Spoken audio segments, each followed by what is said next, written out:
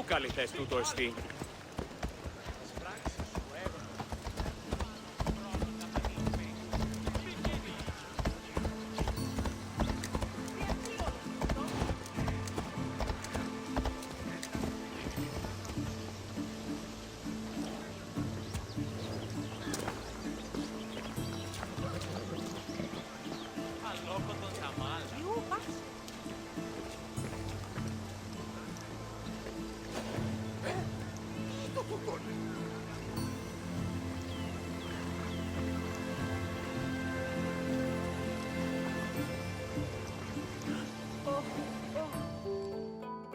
Welcome to Argos, traveler. My name is Herodotus, and I am a traveler from Hyrcanassus. I retrace the cause of various events, such as wars and great calamities. I describe what I see and record what I'm told, all with the aim of providing a better understanding of why these things occur. Look for me to introduce you to many sites. I have always admired the dedication of Greek metalworkers. Without them, we would not have the inspiring monuments that stir the hearts of Greek citizens everywhere.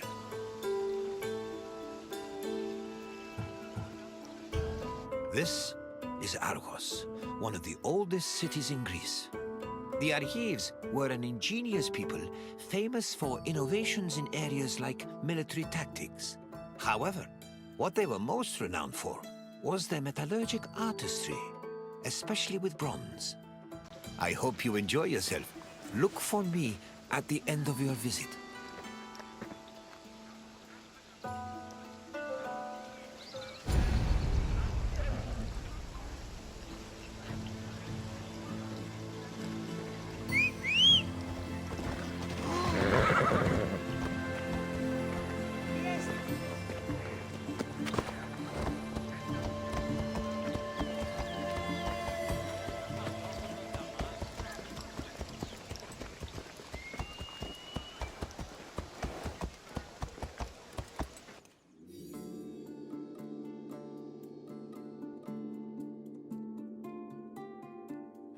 The area that would become Argos was inhabited as early as the 3rd millennium BCE, but it was in the 7th century BCE that it officially became a city-state. One of Argos's major pillars was its metallurgical industry.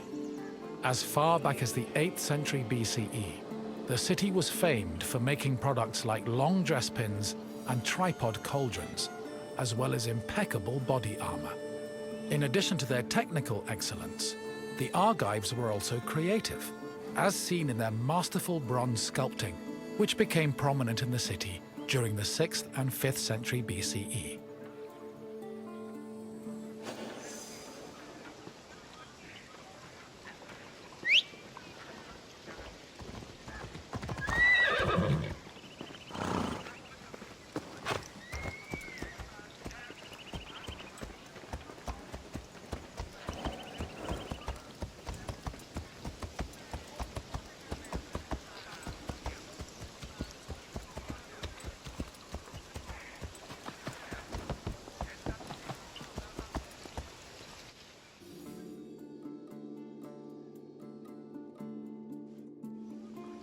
Bronze is an alloy composed of 90% copper and 10% tin.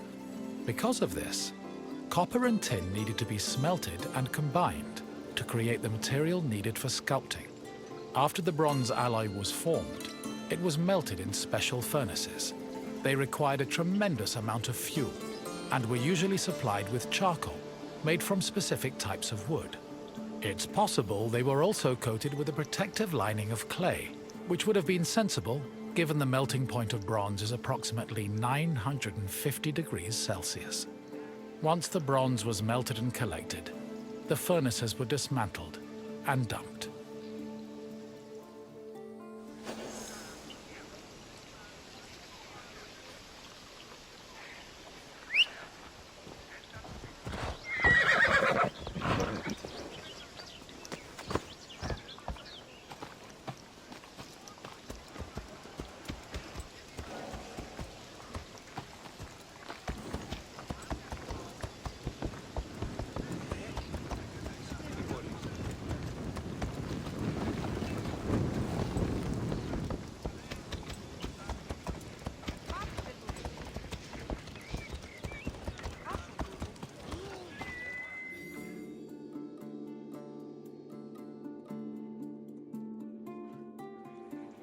In the 8th century BCE, most small-scale statues were molded using a complicated and lengthy method called solid lost wax casting.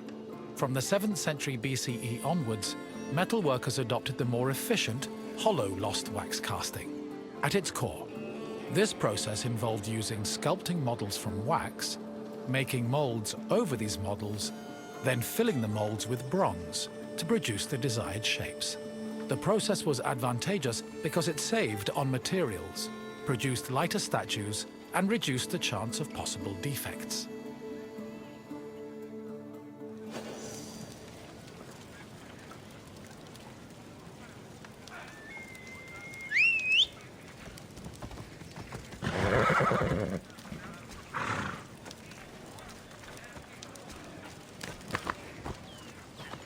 Σφαντασία πλέον.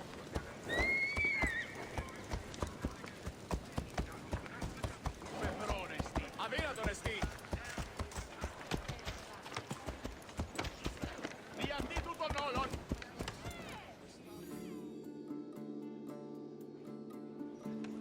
Once all the pieces of the sculpture were molded, they were welded together and subjected to the cold working process. This process involved repairing the sculpture's flaws by filling any holes and cracks with specifically measured bronze patches. Afterwards, the sculpture was scraped, chiseled, and polished until it was deemed satisfactory. Decorative details like hair, eyebrows, and mustaches were added with the use of a sharp tool. Eyes, which could be inset with ivory, glass, or silver, were attached to their sockets using a resinous kind of glue. Teeth and fingernails were inlaid with silver, and lips and nipples with copper. These small touches added color and contributed to the sculpture's lifelike appearance.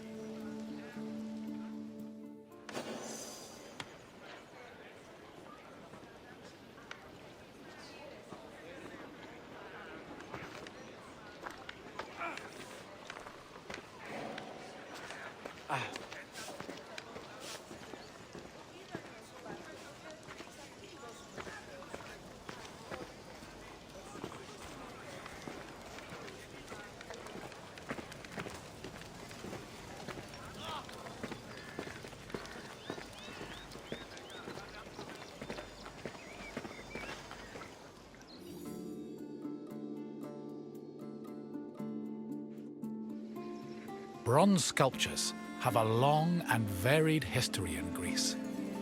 During the geometric period of 900 to 700 BCE, the sculptures mainly depicted idealized heroes, charioteers, and horses, and most of them were dedicated to sanctuaries. The Orientalizing period followed in the 7th century BCE. During this time, Greeks began adopting sculpting techniques from the East, and the depicted statues expanded to include mythological creatures like griffins and sphinxes. The Archaic period saw statues that reflected a better understanding of human anatomy, which eventually culminated in the realistic and powerful human sculptures of the Hellenistic period.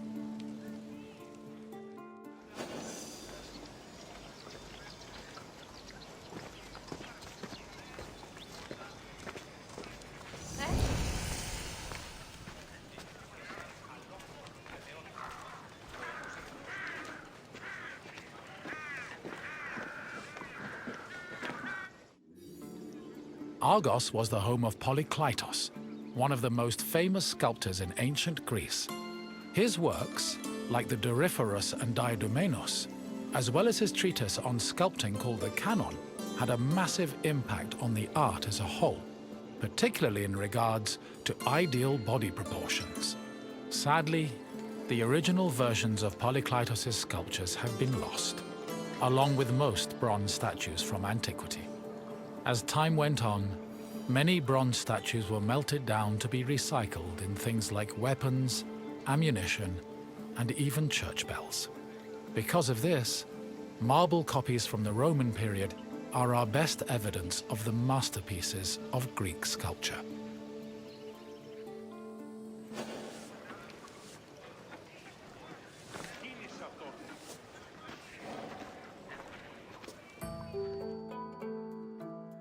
I see you have completed your tour. I trust you have a new appreciation for Greek sculptures, after learning of the heart and soul that was poured into each step of their creation.